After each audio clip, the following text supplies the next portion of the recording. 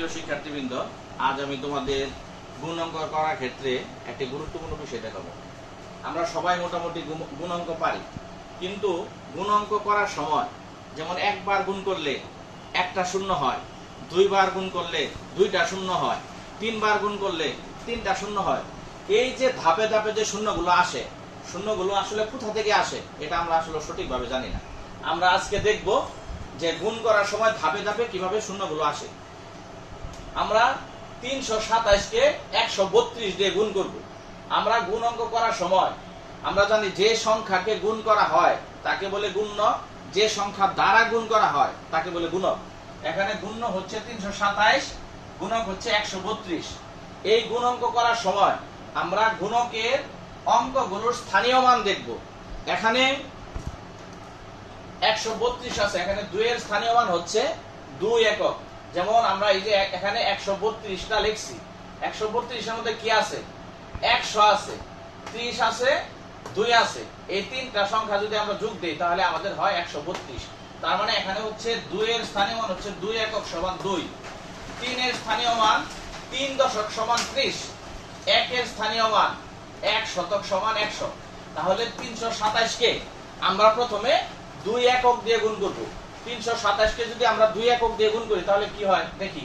7 দুগুণে 14, 4 হাতে রইল 1, 2 দুগুণে 4 আর 1 5, 3 দুগুণে 6।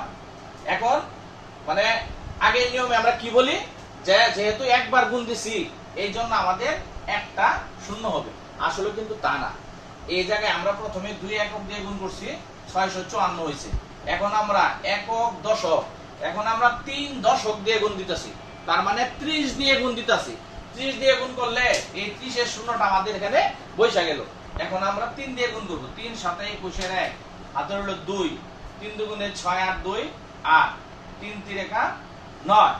এখন একক দশক দুইবার গুণ দিছি, একবার গুণ দিছি, একটা শূন্য দিছি। আসলে তা না, আমরা 30 দিয়ে গুণ দিছি, এই 30 এর শূন্যটা আমরা বসায় দিছি, পরে 3 দিয়ে গুণ করলাম। এখন আমরা কি দিয়ে গুণ করব? একক দশক শতক। এখন আমরা 100 দিয়ে গুণ করব, কারণ এই 1 এর স্থানীয় মান হচ্ছে 1 শতক। এই 1 শতকের শূন্য দুইটা আমরা বসায় নিলাম। এখন আমরা 1 দিয়ে গুণ করব। 7 একে 7, 2 একে 2, 3 একে 3। এখন আমরা সবগুলো সংখ্যা যোগ করি।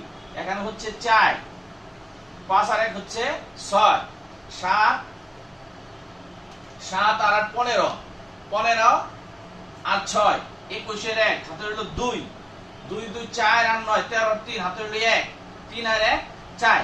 এখন আমার মানে 327 কে 132 দিয়ে গুণ করে কি হইল? 43164। আমি আবার একদম ক্লিয়ার করে দিচ্ছি। কিভাবে ক্লিয়ার করছি?